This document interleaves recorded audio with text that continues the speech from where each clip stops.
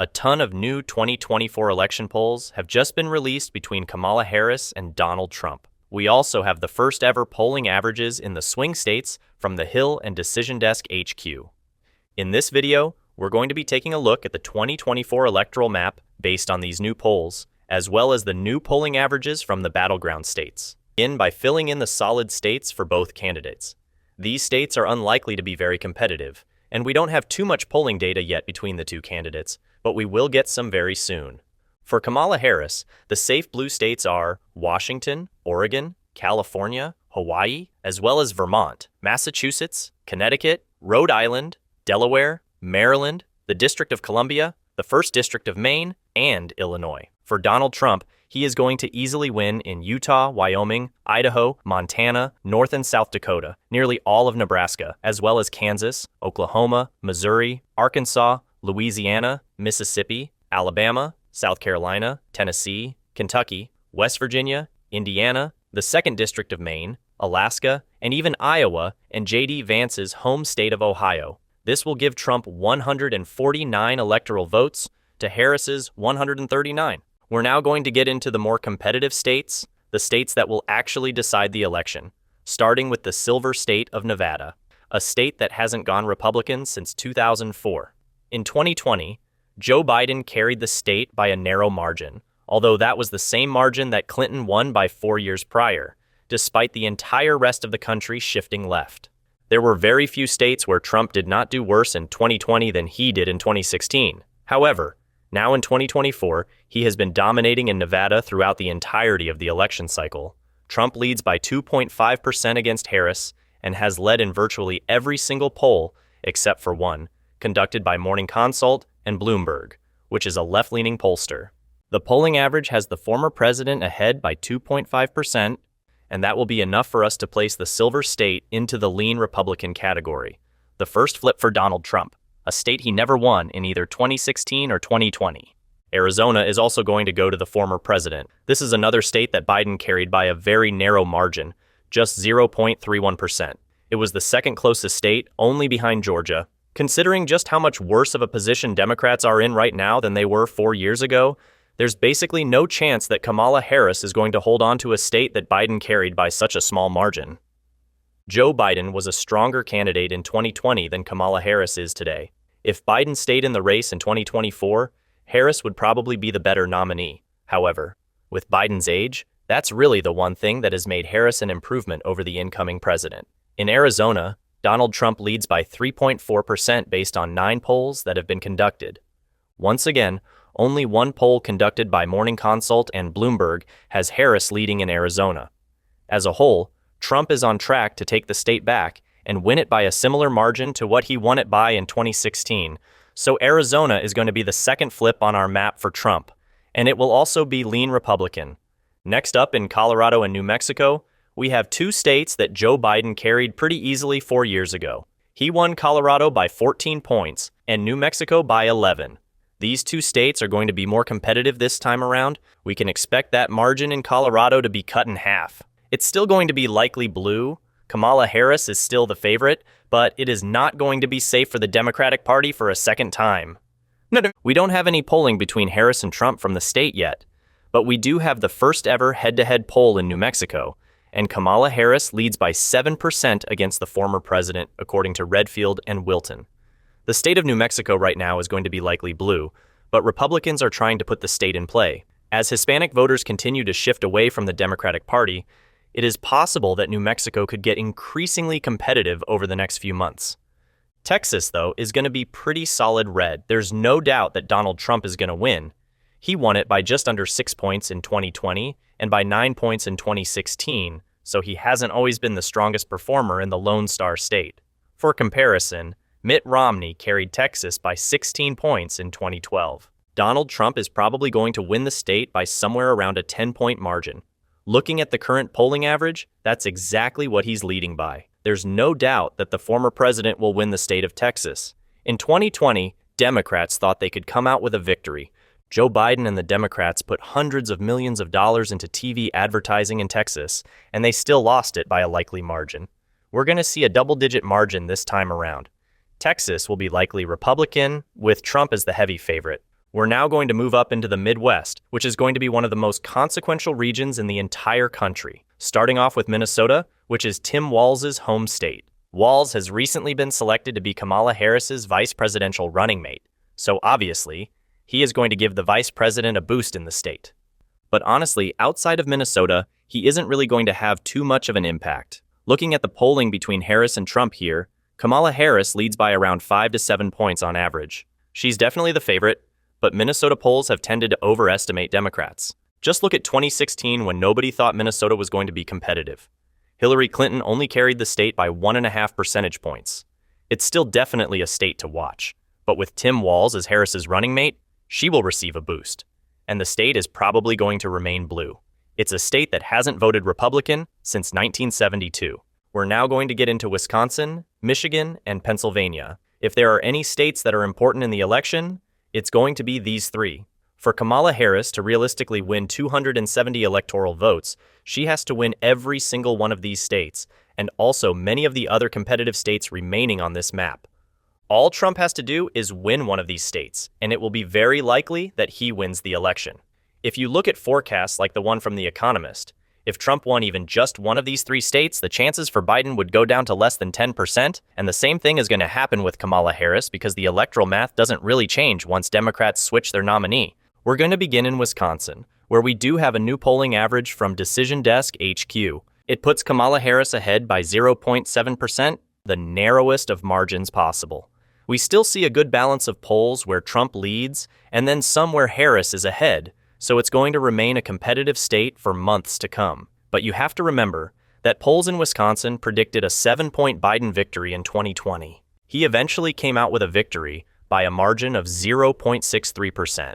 That was just how much the polling overestimated Democratic support. And of course, in 2016, Trump actually won Wisconsin by a larger margin than Biden did in 2020. Wisconsin is generally the most conservative out of the three upper blue wall states, and right now it's going to be tilt blue. But that is by no means a signal that Harris is going to win. It is very much in contention, and I wouldn't be surprised if Trump comes out with a victory come election night. Michigan is going to be very, very close as well. It's going to be a key state. Joe Biden carried it by 2.8% last time, but Donald Trump did manage to win it back in 2016. So he is still going to be competitive in the Wolverine state despite being behind by 1.2%. If there's any one of these blue wall states that Harris wins, the first one is going to be Michigan. Looking at the polling, there's only this one poll that is basically the reason why she's ahead. Again, it's conducted by Morning Consult and Bloomberg. This is highly unrealistic. Kamala Harris leads by 11 points. I mean, every other poll shows a close race. Most of them have Trump up by a narrow margin, but this one poll is skewing the entire average. So I honestly wouldn't worry about it. But for right now, based on what the polling average is saying, we are going to put Michigan into the lean Democratic column. And finally, in the Keystone state of Pennsylvania, the vice president is behind by 1%. Donald Trump leads by 1 point in Pennsylvania. He's ahead in most of the polls that have been conducted here. Even that Bloomberg poll has him ahead by 4 points. And so Pennsylvania is probably going to be the most important out of the three blue wall states, mainly because it has the most electoral votes. If Trump wins Pennsylvania, the election's over. We can basically all go home. It's going to vote to the left of states like Nevada and Arizona, just like Wisconsin will. And so, basically, if Trump even wins one of these Midwestern states, it's fairly likely he is going to win the Sunbelt states as well that are competitive, and that'll be more than enough to put him over 270.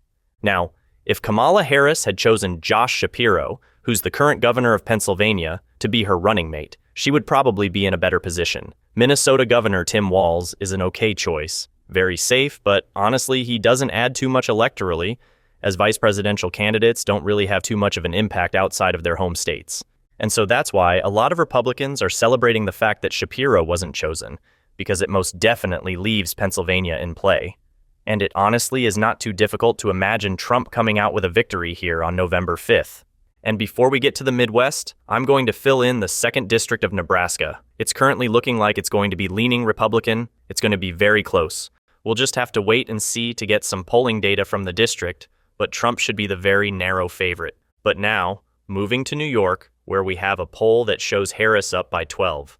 This one was conducted just a few days ago, and then one poll from right before Biden dropped out had Harris up by 11. So basically, with Harris as the nominee, not much really changed. Joe Biden was going to win New York by a likely margin, and Kamala Harris is on track to do that as well. The average has her up by 11.5 points. So the Empire State is going to be likely blue, and so will neighboring New Jersey. We don't have any polling data, but New York is generally more liberal than New Jersey. And Democrats have a big issue with scandal in New Jersey as well, with Senator Bob Menendez still in office. He was convicted of bribery charges on multiple counts. The Senate race to replace him is competitive there as well, and New Jersey is going to be a lot closer than it typically is on the presidential level too. New Hampshire, the Granite State, went to Joe Biden by 7 points in 2020, but in 2016, it was among the most competitive in the country. It was actually the second closest state, only behind Michigan.